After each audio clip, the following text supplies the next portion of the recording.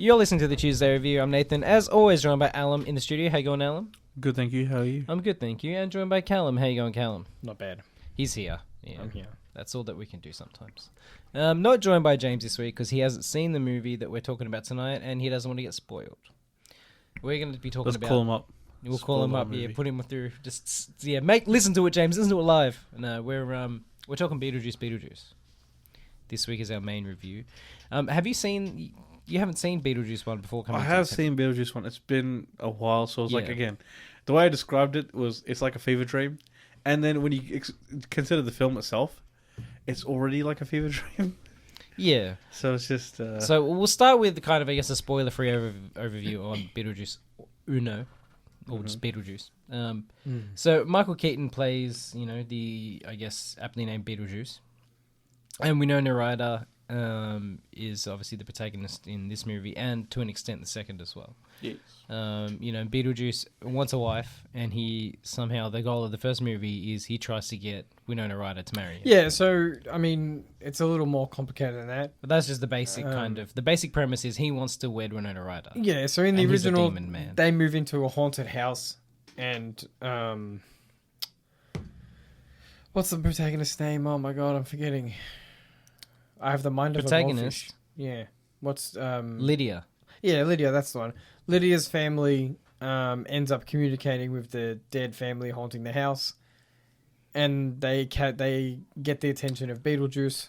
Yeah, and they have to find a way to resolve that situation. It's referenced heavily in the sequel, but they don't believe Winona Ryder's character Lydia at the beginning. That she has the ability to see the dead. Most notably, this movie includes Alec Baldwin and Gina Davis as Adam and Barbara Maitland, the Maitlands. The original, yeah. The original, yeah. And they're referenced in this movie, and I understand that they didn't possibly want to bring back Alec Baldwin because of, recent issues in... Well, no, I actually read about that. Someone asked someone involved in the film about that, the lack of these characters. And they said that essentially it boiled down to they didn't want to use de-aging tech on any of the characters. They'd rather just write them out of the script because ghosts don't age. So if you were to have Alec Baldwin in the film, they'd have to de-age him to make him look as he looked in 1988. And so at least the public rationale is that they decided to just not include the characters rather than use CG to get that rubbery fake look that we all know from the Star Wars movies and things like that. Well, they could have used makeup and some other tools. Like Alec Baldwin's character gets rapidly aged towards the end of the original Beetlejuice movie. They could have just kept him that kind of... Look, I'm not saying that's the definitive actual real reason. That it might have just been they didn't want the negative press of having Alec Baldwin along the film just because of what happened with the Rust production. But the public stance is they didn't want to risk Alec Baldwin on another set, Maybe. But yeah, he's like yeah, that's dark. And I understand. I mean, they could have written in those characters in a different way. It could have been disembodied voices. They could have made them look different. It's a ghost world. You know what I mean? You could do a million things. You could have them as just dark shapes. You don't need to see the faces necessarily. Exactly. Yeah. They could be like shadows speaking to Lydia. Yeah, exactly. But that is one disappointment I had with the sequel before we really start talking about it. The not having those characters that were so central to the first movie. Yeah. And then it's a mild spoiler for Beetlejuice 2, I guess. Sorry, the Maitlands aren't in it. Yeah, and the rationale in the film is, we found I will say this is the problem, is it's like a throwaway line. Yeah. We found them a loophole and they moved on. Yeah. Like, okay, cool. Yeah. That's a movie in and of itself, isn't it? Exactly. And so basically, Beetlejuice 1 it was resolved well enough, but with the world it inhabits, there's always room for more exploration in that universe. Mm-hmm. In the end of Beetlejuice, Beetlejuice is kind of defeated, sent back to his purgatorial existence in the underworld or the afterlife. Yeah. And they kind of, live on peacefully with the more peaceful ghosts. And they, with the knowledge not to say Beetlejuice, I guess. Yeah. Beetlejuice. Oh no. No, he's here with us in the studio. James pops out through the door. Yeah. No, so moving into the second one now, it's been how many years? Like 25? How many years was I think Beetlejuice came out in 88. Yeah. 88? So it was like, what, 25? No, 35 years. 36 years? Yeah, something like that. 36 years in the making? Time. Yeah, it's been some time. And with these movies, it's always a risk, right, of a reboot cool kind of, sequel decades later. Is it going to be any good? Tim Burton arguably hasn't had an amazing movie in a little while. What was his last one? His last one was... Where was it? What was it? It's not good for dead air, is it? It was Dumbo in 2019. Oh, I didn't care about that one. I'm sorry. Yeah, and before that, it was Miss Peregrine's Home for Peculiar Children. Before that, it was Big Eyes, then Frankenweenie and Dark Shadows and Alice in Wonderland. Frankenweenie, alright. And then Sweeney Todd. Oh, that's grim. I mean, So- not Frankenweenie. I'm just meaning in general. That's grim. Like the man. So, have you seen many of Tim Burton's films, Alan? Probably, but not many. I've probably seen some. The His man- early movies are tight. The man Yeah. used to exclusively do home runs. Yeah, and then he fell off. And so whenever you're getting a director who's kind of like, Falling off is the wrong word. he hasn't had a great I think a that, like, classic in a while. He's a good director. He's just a good creative guy. So I think that like the movies he makes probably would have been good if you're that demographic for it. Like he seems to have done a lot of children's movies Yeah. where he used to do a lot darker films, a lot more interesting movies. Yeah, I think that's kind of what it is. He lent more towards the family market and he lost his edge. Yeah, like did you ever watch Sleepy Hollow? No, sounds familiar. That's an amazing movie. Yeah, Johnny Depp. I'll lend you the Blu-ray. And Christopher Walken. Yeah, I got the 4K element. We got the 4K and it's lovely. Oh, yeah. Yeah, it's so good. It's a lovely disc. Also, his Batman movie is like basically the best Batman movie Yeah. with again Michael Keaton. So yeah, Michael Keaton reprises his role in Tim Burton's Beetlejuice, which is probably his best movie in like 20 years. Yeah, I agree. We thoroughly enjoyed it. And again, as you were saying with the de-aging makeup, they didn't use any kind of special effects in this movie really if they could get away with not doing the good thing about the Beetlejuice character is that he has heaps of face paint already. Yeah. Like, so they can use just makeup to make him look like he did in the original, and it's very convincing. It works. Yeah, it works 100%. Before we talk about the movie, did you know originally it was going to be a Max title, and it had double the budget? And he was like, no, I want to do it practically, and I want to go to theaters. And then Warner Brothers were like, fine, but we're having a budget. And he was like, cool, I don't care. I'll take care of it. He's like, practical's cheaper, mate. Thank you. Like, Yeah, and I think it's really great that he didn't take that deal because I've been reading online people being like, if it was a streaming release, there would have been a 20-minute action scene where, some ridiculous stuff happens and it'd be CG everywhere. And like, I don't trust Max because you look at what happened when Raised by Wolves went from being an HBO show to a Max show. yeah. You know what I mean? Like, Max is not necessarily an indicator of quality where HBO used to be. Yeah, and this is ridiculous. The HBO Max, like the digital streaming version of this movie, had a budget of $200 million. And he said, but I want it to go to theaters and I want to do it practically. And it would have looked like it was worth like a third of that budget. And so they're like, fine, do it practically, no CG, do what you want, but we'll half your budget. And they still gave him $100 million. And the thing is, Alan, if this movie had $200 million and the studio wanted him to use CG, it would not have looked anywhere near as good as the version that cost half the amount they were going to give him. Every dollar is on the screen in this film. Yeah, as it should. And its total so far box office is $264 million American money. Fantastic. So it made a 150% profit so far. Yeah, so they're only like what, 50 million in the hole now, according to the Hollywood. Hollywood accounting, it would never make a profit, but that's fine. Anyway, I guess we should get on to the actual film. So it picks up with Jenna Ortega as Lydia's daughter, and she plays Astrid Dietz. Yeah, the new sad goth girl. The new sad goth girl. That's it. I do think Winona Ryder's Lydia was a much superior sad goth girl. In my opinion. Now she's sad goth mum. Sad goth mum. That's right. I really no, because honestly, Jenna Ortega seems too happy. If you remember the original Alum, Lydia Dietz is not a happy. That famous quote that I was thinking about the other day, and I laughed at work, looking like an idiot. My life is one big dark room. There's none of those one-line goth cringe kind of Jenna Ortega's character is the kind of goth girl that looks at 4chan shit posts and just giggles to herself. Whereas Lydia's Leak on bookmark. Yeah, Lydia's goth girl is one that's genuinely unhappy with the universe, right? Yeah. There's differences. There's edgy meme lord goth girl, which is our Jenny Ortega. Yeah. And then you've got your actual goth, like actual Yeah, 80s classic given what goth. would you say when you're on your second divorce and your third kid or something? Yeah. She's She's who's the laughing. edgelord, yeah. Oh, like that is some edgelord crap to say to somebody. Yeah, That's cool. whereas Lydia would like, no, I don't mind. I was gonna make an awful joke.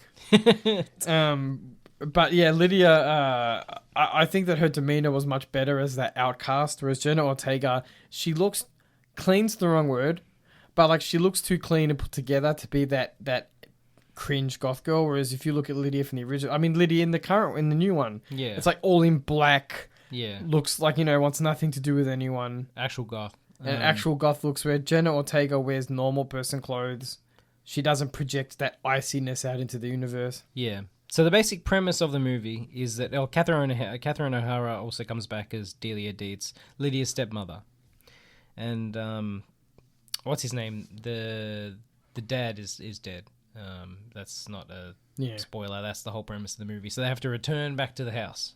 The house that was Back to haunted. Winter River, Connecticut. Yeah, so they have to return back to the house and kind of, I guess, confront memories of the past. Yeah, and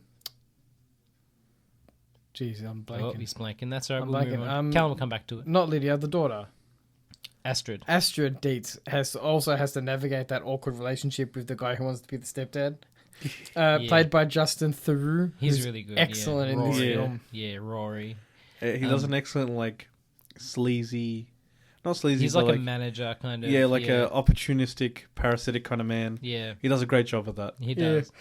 So basically, yeah, you've got, I guess, the new family unit with Catherine O'Hara still reprising her role as like the stepmom, Rory being like the kind of suck-uppy kind of love interest here, and and the kid and herself, Lydia Dietz, forming a little family unit, and they have to navigate kind of the same problems as the original one. Go back in the house and confront Beetlejuice and those kinds of haunted memories. Now, the movie picks up where Lydia Dietz is like a famous celebrity kind of ghost whisperer. And so she has all that kind of attention drawn on her as well, as everyone thinks she's a fraud, basically. And it kind of, I guess, we don't want to go too much into the story, because I think it's a movie best left alone in terms of spoilers. We're not going to do too many spoilers. But I really did enjoy the depiction of the underworld in this movie. Man, it's so tactile. It's so physical. Yeah. You can tell he built the sets. And if it was a Max production or if it was anyone else, it'd just be, to quote James, CGI garbage flapping around everywhere. Yeah, and that's what I was going to say. Like, the fact that it looks so good and it feels so physical and tactile. Like, all the sets are there. They're all built.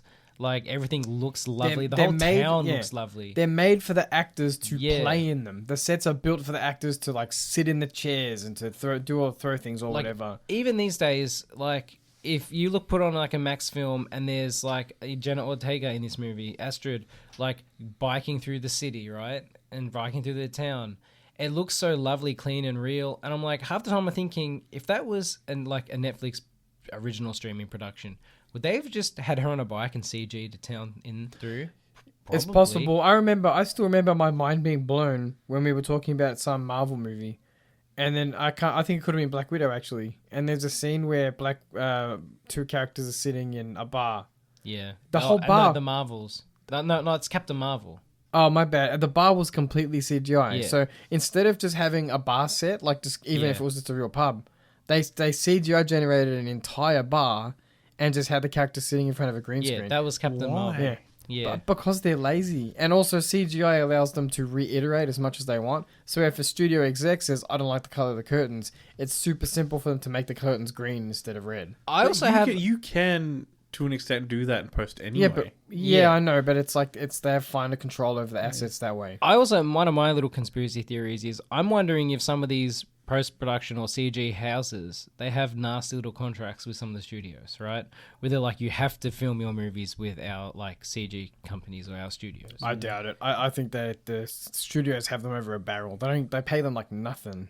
I don't know, man. Compromat gets you everywhere. You know what I mean? Like, why would you like, I don't understand the business logic here of when you can do things practically and it costs $100 million, why would you spend $200 million to use CG? Because you're dumb. I guess so. But surely an accountant will be like, look, we can use sets. I think it's Yeah, but also... does it cost the extra $100 million? That's the question. Or is that money being siphoned? Yeah, that's also the actually going to possibility. somebody else's pocket. But Yeah, also, also Tim true. Burton's old school. I think it wouldn't surprise me if a lot of these executives saying that they want this or that to be CG are more new school. You know what I Yeah. mean? Like, Tim Burton's probably like, I prefer doing it the old way because that's how he learned. That's how he knows. True.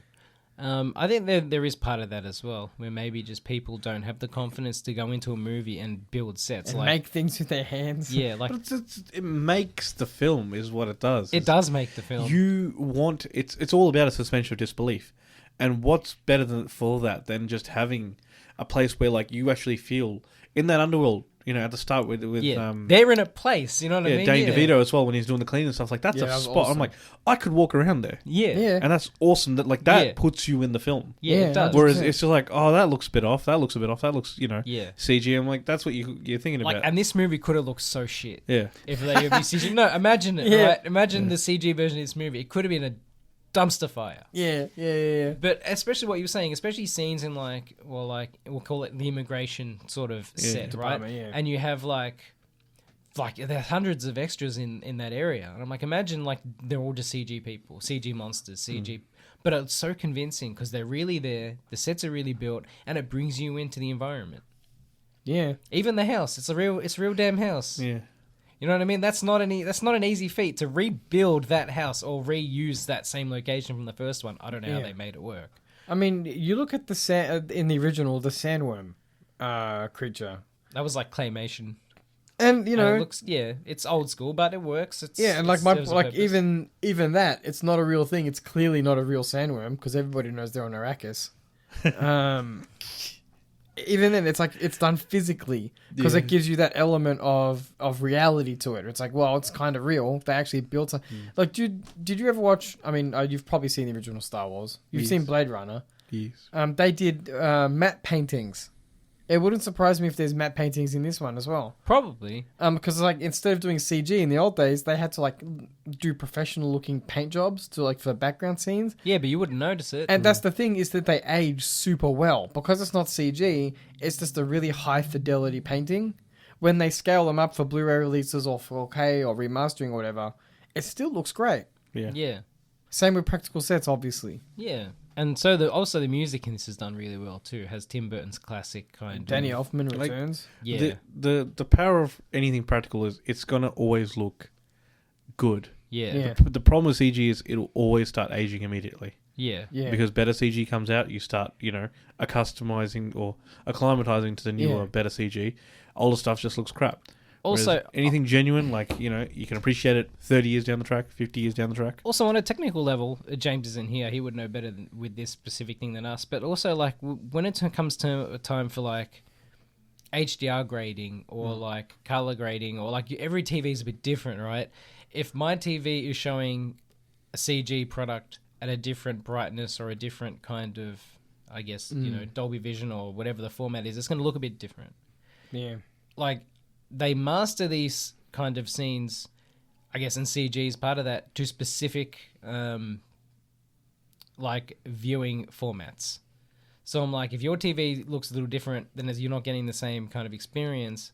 And with stuff that's filmed practically, that's fine because the image detail's still there. Yeah. But if you're looking at CG, Yeah. then it might not account for that, and it might look a little bit worse, or it might look different than it's supposed to. Yeah.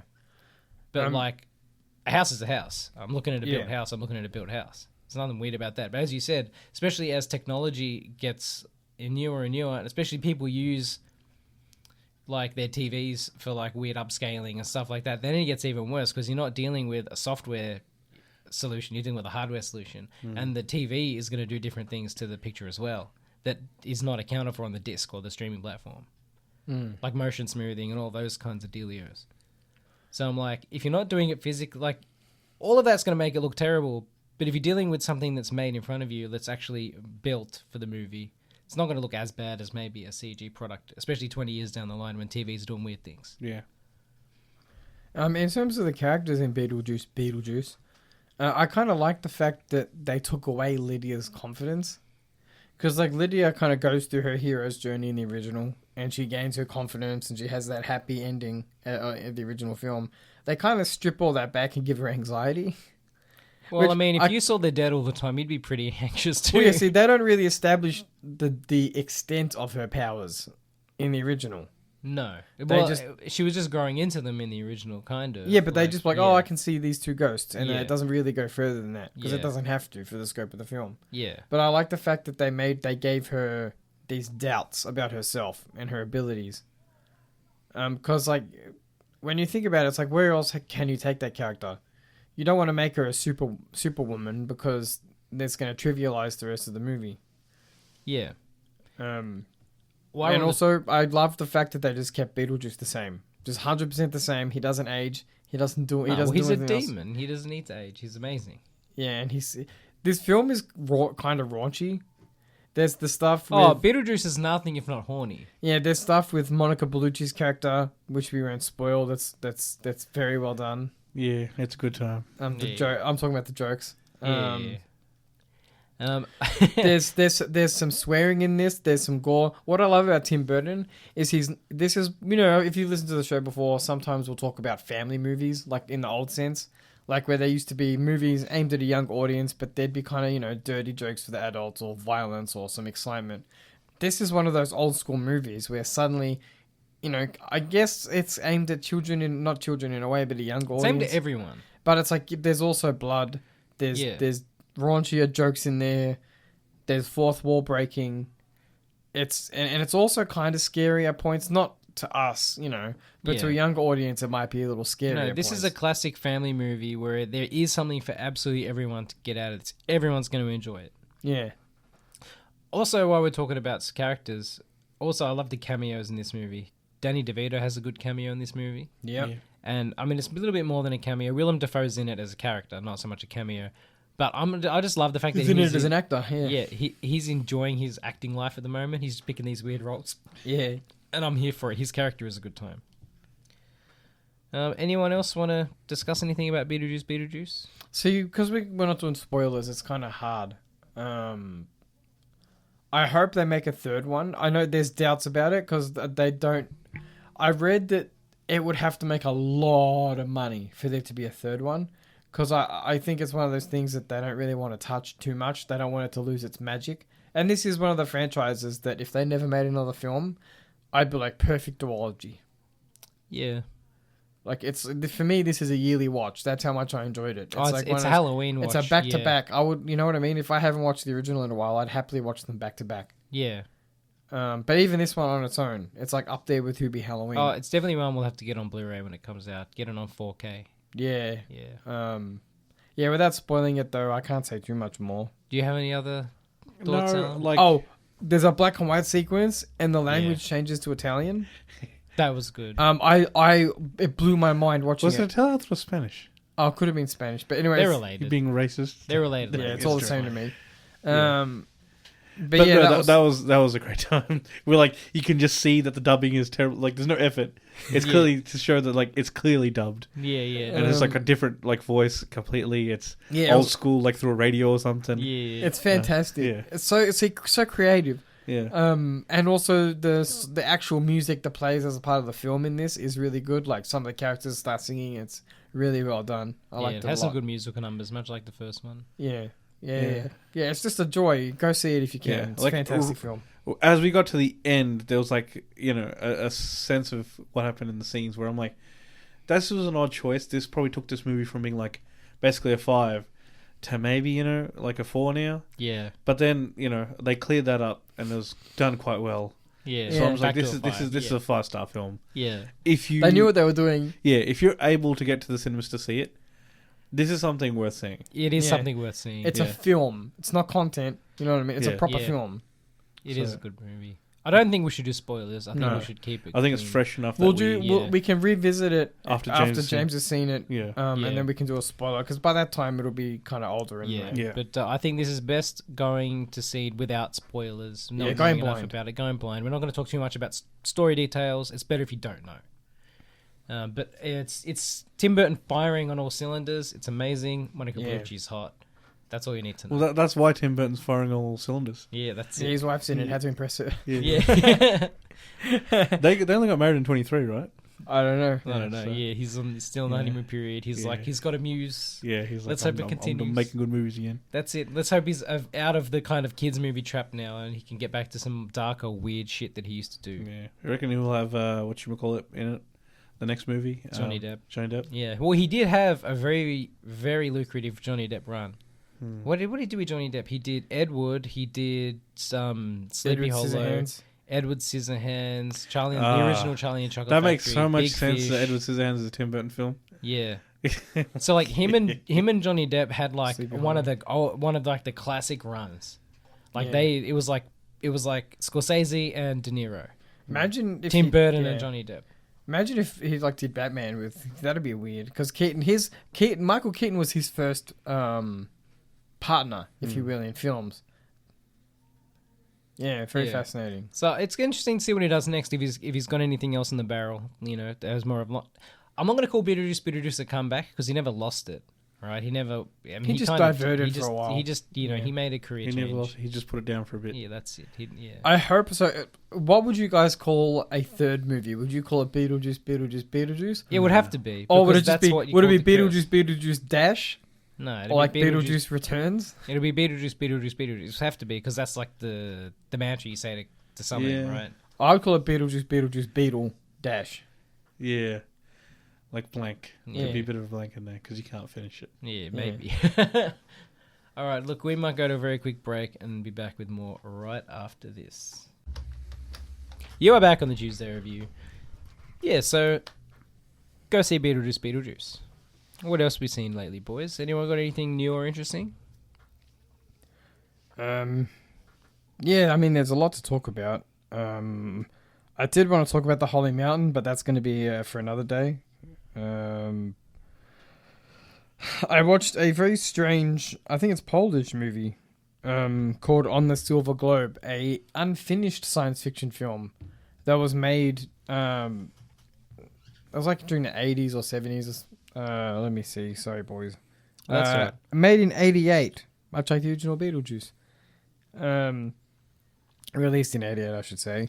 I found it a difficult but rewarding watch because I don't know if the subtitles I used, because the version I downloaded, legally of course, was only Polish language. It didn't have any native, like no hard-coded English subtitles. So I just like found some subtitles for it. So I don't know if they're accurate or not, but the dialogue was kind of just like Shakespearean. Like there was just lots of like very Shakespearean poetry style stuff. And I'm like, I hope this is legit. I kind of followed the story. But it was very well made in terms of the practical stuff. I love Cal watch like a completely wrong film's He's like subtitles. mismatching subtitles. There's like a guy yeah. like choking another guy. He's like, "I love lasagna." It's like, No, like it matched up, but it's just like I think that you lose something in the translation because the way that because it was very theatrical the way that the dialogue was presented. So like a character would be like, "Oh, my heart is being torn out," and this type of thing. it's probably translated by like a university student who's studying English, so everything has to be like with a bit of flair. Yeah. I liked it a lot. It was very strange. It's what they call localizing, not translating. Oh, and localizing, I hate it. yeah. Hate it. I I don't want the Western interpretation, sir. Just give me the 1-to-1. It was a bit of a slog though. But I do recommend, especially because like I said, it was unfinished. So there's sections where it just kind of cuts to like the director just walking through a town somewhere, and then he narrates what happens in the film. It's like That's weird. Yeah, It's like this scene was supposed to have this in it, correct. but then the guy died, and then the uranium leak happened. No, and then... the movie got kind of cancelled mid production, That's and they weird. lost sections of the film. So it was actually all filmed, but they don't actually have access to the pieces of film anymore. That's weird. So the director's like, and this is the scene where this person sings. Did they lose it, or was it like an Event Horizon situation where it's in a salt I don't mine and it's know. incredibly degraded and no I one don't can see know. it anymore? And then after that, I watched. Is that weird Chernobyl film? No. No, that's Stalker. Stalker. Um, Because I'm like, is it Stalker? And I'm thinking of Death Stalker, and I'm like, no, that's They're two very different two movies. very different films. both on the upper tier of films, so. And then I rewatched for the first time in a long time the 2002 Steven Soderbergh Solaris, which is interesting because I really like the 1972 Solaris by the same director as Stalker, Andrei Tarkovsky, because it has this really interesting retro rustic sci-fi look. And if you're not familiar with Solaris Alum, it's a movie I think you'd find interesting because it's a sci-fi movie, but it's a philosophical mystery basically. Well, no spoilers then. No, but it's about a scientist gets sent up to a space station that's orbiting a planet called Solaris, and the people there seem to be losing their minds and seeing ghosts or apparitions, and so he has to figure out what's going on. So in 2002, a remake was made by Steven Soderbergh, or released, I should say, starring George Clooney. And now, when I originally saw this film, this was years ago. Nathan and I went to our uncle's house to watch. And our mum was like, "You can rent a movie and watch it at your uncle's house for some reason." Because actually, he had a big fancy new TV, so that's the reason. Was that a plasma? Yeah. It was a plasma TV, so it was all very impressive at the time. But Back when we were kids. Not to brag, but my TV looks better now. Anyway, Anyway, I would hope so. I assumed this was a horror film, right? Yes. So as a kid, we're watching this at our uncle's, and I was disappointed because I'm like, this isn't a horror film. Why are they kissing? I don't understand. You know what I mean? Like, this is supposed to be a horror film. We were kids. Anyway, And the TV was big and it was big old, like, bulky. yeah, all I saw was That wasn't a plasma. That was a cathode ray big boy. No, it was plasma. It was huge. Yeah. Because plasmas were still relatively thin. Were they? Yeah. No, maybe it was something different. This But is- it was a big boy. Yeah, I've seen those TVs. The ones that take like 8 guys to get into your house. And then, by the time they got too old, nobody wanted them. And you had to like pay thousands of dollars to remove them. Anyway, I rewatched this film, like, knowing more, because it's based on a book, so I knew more about the original, and I know about the book, whatever. I was better informed. I think they're very different. They're a good dual watch, the original and the Soderbergh version. So it's not a horror film, is what you're telling me? No, it's like a mystery movie, more like a mystery thriller. Okay. Because, like, the entities in the film, such as they are, I won't spoil it, they're not really threatening. They're just around. And it's this kind of like, well, why are they around? What does it mean that they're around? And the philosophical implications of that. Yes. But I will say, there's a hilarious moment in the Soderbergh version where one of the doctors says to George... So George Clooney's apparition, he quite likes. And they're all like, we need to destroy them, blah, blah, blah, blah. You know, the core drama of the film is, what do we do with these apparitions? Like... So one of the characters wants to get rid of them, and George Clooney's character's like, no. And then she goes, "You're sick," and then it just made me laugh because I'm like, yeah, there are quite a lot of people wouldn't get rid of their friendly apparition who they enjoy. It's sometimes a little too friendly. That just makes me laugh. Her reaction was like, "You're sick," and he's just like, "What have I done?" Anyway, yeah, that was fantastic. And then to wrap up my recent watches, I rewatched K-Pax, which stars Kevin Spacey at his finest, where he plays a gentleman who claims to be an alien called Prot from the cat planet K-Pax. And Jeff Bridges plays a psychologist who has to figure out if this man is having a mental breakdown or if he's actually... hustling people. Yeah, like, it's this interesting story. And Kevin Spacey plays awkward guys so well. Yeah, it's great. Plays. No. He's a very confident man, unfortunately. Yeah, he is a very confident man. That's right. Anyway, so that movie rocks. It's such a fun film. And then I watched a 2019 horror movie called Saint Maud, which was interesting. But I kind of want you boys to watch it because I think it'd be an interesting one to discuss. Yeah. So that's all me. It's been a bit of a sci-fi bent lately. Yeah. Very fun. All right. Well, just quickly, I've got The Deliverance to talk about, the new Netflix horror movie. This movie pissed me off for multiple reasons. It's a based on a true story movie that got shoehorned in by Netflix. So the director is Lee Daniels. He wanted to make a thriller movie. Mild spoilers. He wanted to make a thriller movie about whether you're not sure if the mother character, what's her name? The mother character, Andra Day, is who she plays, Ebony Jackson, and you're not sure whether or not she beats her kids, right? That's the central drama. It's generational trauma, right? Glenn Close is amazing as like an older bogan American kind of redneck mother. She plays Alberta Jackson, and you're not sure whether or not it's like a cycle of trauma. The problem is that Netflix turned around to Lee Daniels and was like, make it a horror movie. And Lee Daniels was like, but it's not a horror movie. And Netflix was like, if you want the money, mate, make it a horror movie. Thanks.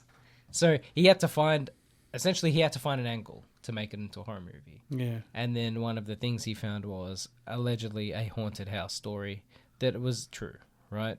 So it's based on a true story and the house is making things happen, right? So it's like, now you're not sure if it's the house or the mother or whatever else. But somebody's beating up the kids. Something's happened to the kids, right? And you're not sure what's going on. Yeah.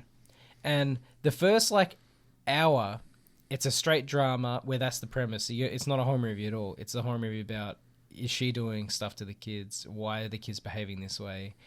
Is her mother involved in the mistreatment somehow? You're not sure. And that's a very good, compelling kind of thriller drama. Yeah. And then the last half an hour of the movie, it goes full horror, and it's like, well, this wasn't here before. Yeah. It feels very just... It wasn't earned. It wasn't earned, and it feels very forced. It's very forced into the movie by Netflix, and you can feel it. Like on my top of my Letterboxd review, it's elevated horror about repressed trauma movie 9,664. Because it's like, oh, if there's trauma in a movie, make it a horror movie. Make it symbolic. And I hate it.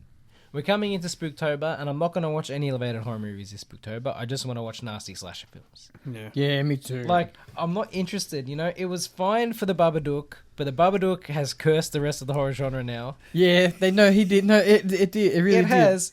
Because it was so influential. I'm not apologizing. No, I agree. My favorite part of the Babadook's always, why can't you just be normal? And he's like, yeah, the man, yeah. And now we can attribute that to the rest of the horror genre now too. Like, occasionally it's been great, like in Smile, you know. And Talk to Me was good as well. Yeah, but Smile wasn't really a...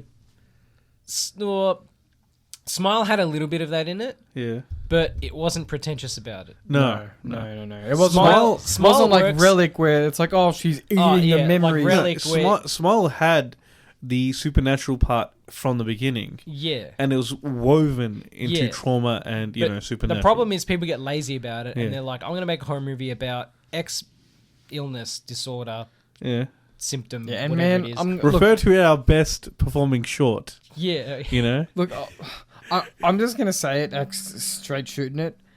Dementia in horror movies is overdone.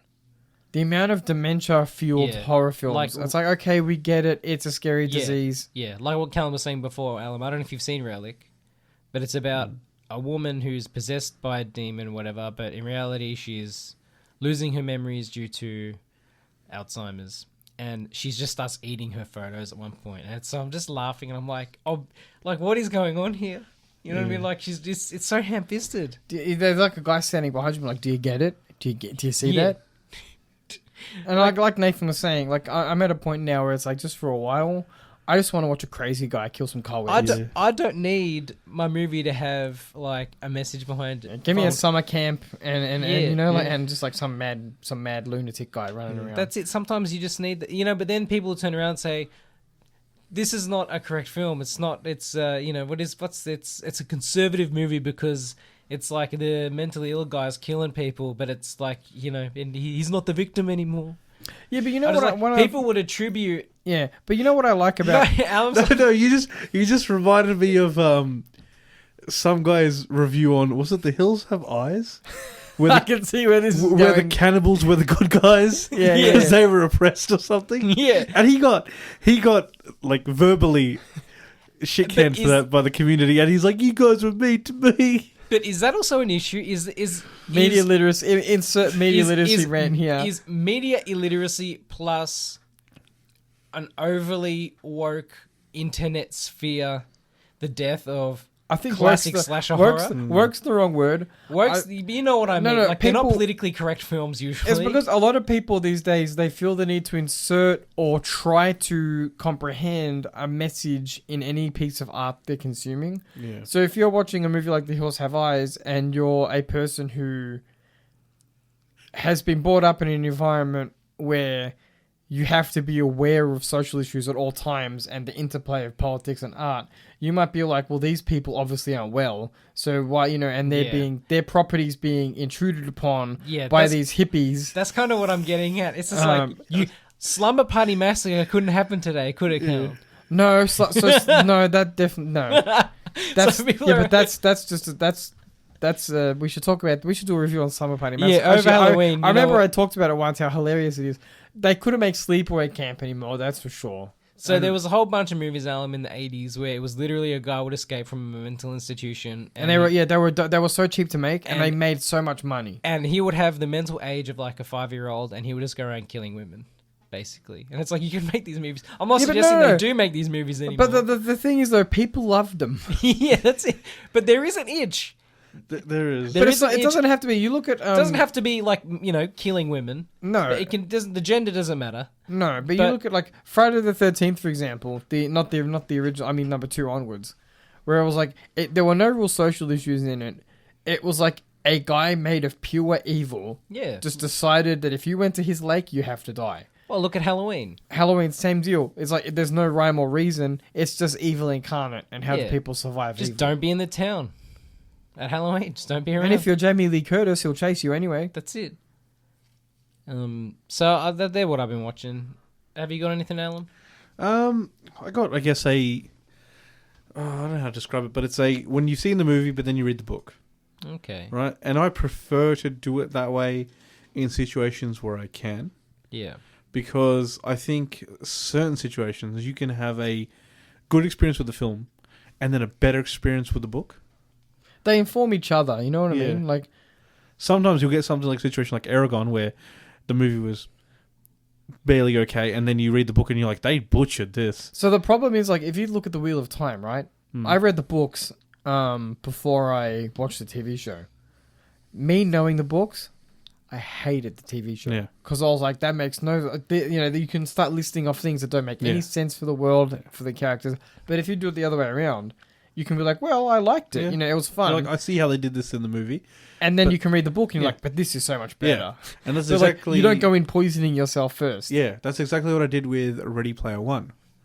So I ended up reading the book, or listening to the book, I think this last month. And there's more than one book, isn't there? Yes, there's Ready Player 2 as well. Is that a movie still meant to be coming out? Allegedly, but that remains to be seen. So how's the book hold up? The book is brilliant. Is it dated though? Like, what are the references like? Yeah, some of the references are a bit older, but I'd say it probably works better than the movie would with the references. Just, on a scale of, I don't know, to like Blade Runner 2049, how cyberpunk is it? Or is it just like random sci-fi instead of like cyberpunk as a concept? Because the world itself has actually, I wouldn't say regressed, but in a lot of ways regressed.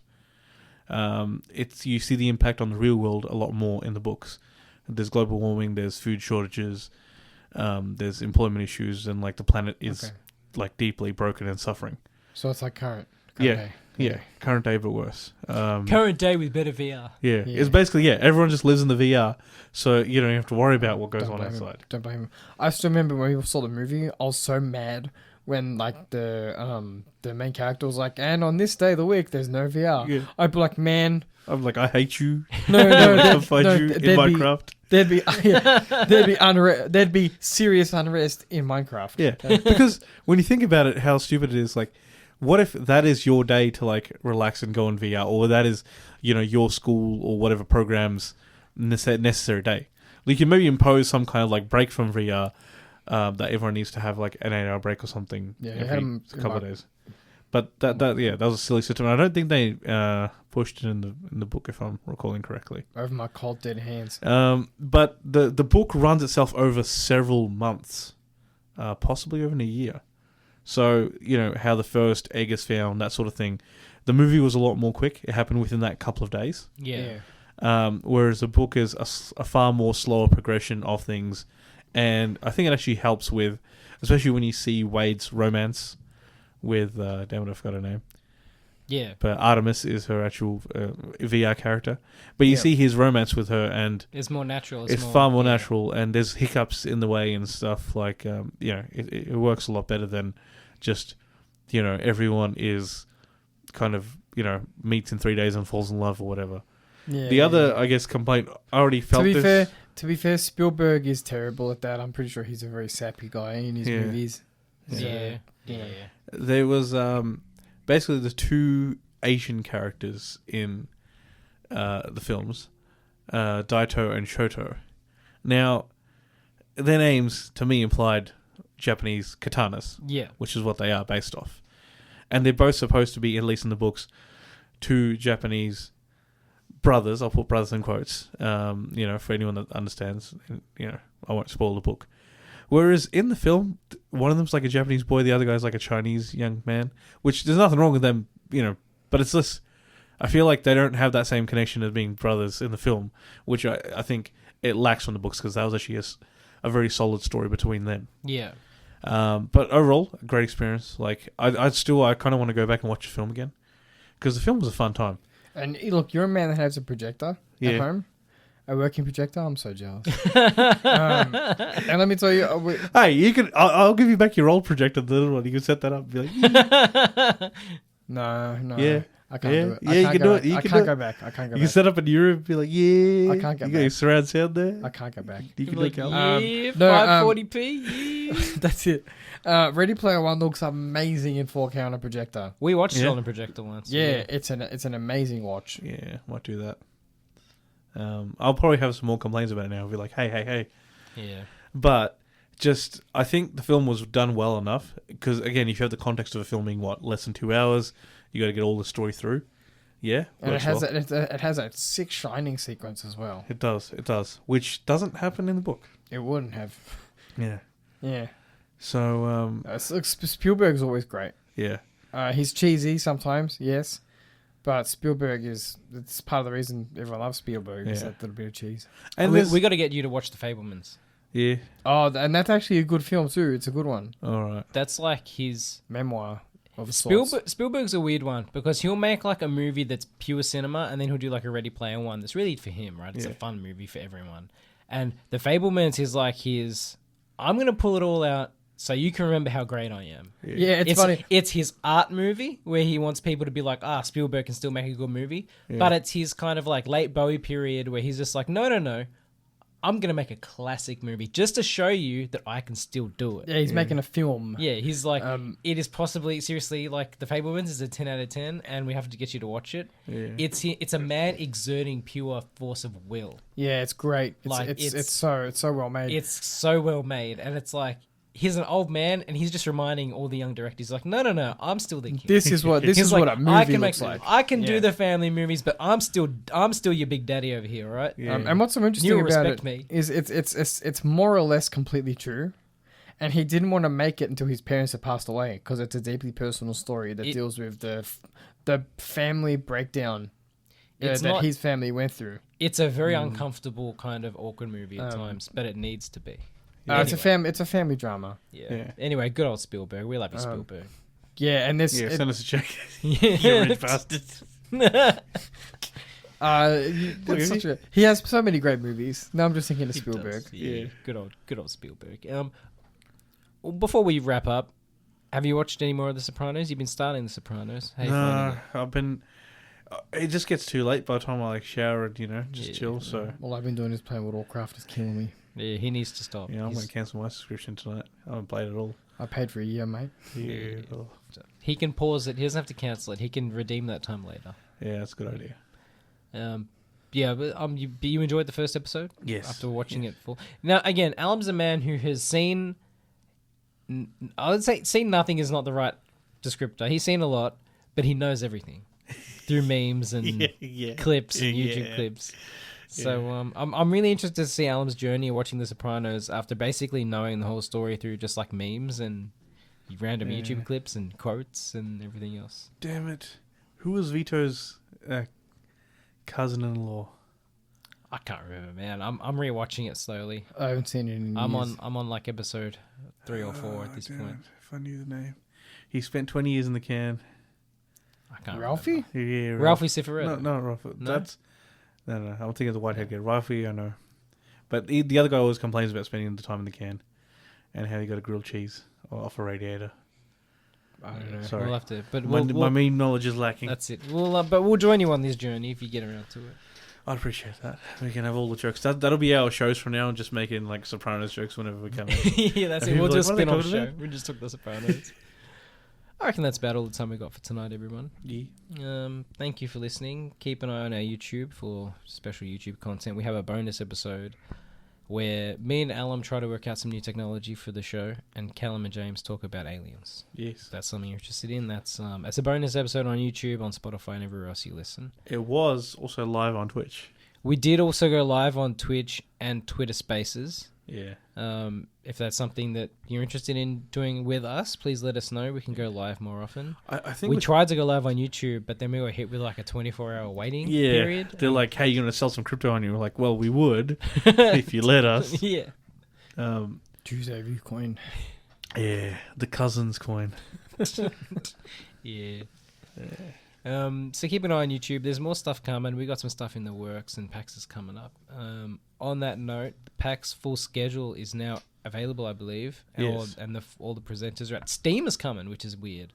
It's a stacked show this year. Yeah, there's a lot there. It is. So hit up the PAX website and take a look at their schedule and presenters and everything else. It's going to be good. It's going to be good this year. We're going to be there all 3 days. Yep. Hit us up Yeah. if you're coming to PAX. Yeah. Say hi. Say hi. Take a fake picture with us. Mind you, we do look like gremlins, so. That's it. But we'll put them out on our socials. Yeah. So we're on Facebook, Newsmast, Blue Sky, Twitter, Threads, and Instagram, and Twitter. Did I say Twitter? At Tuesday Review AU, and Twitch and YouTube at Tuesday Review AU on all platforms. Please like and share. We're also on Letterboxd. I'm Nathan B_90. I'm Alum20. And I'm Callum Tuesday. And we'll be back next week. Adios, cousins.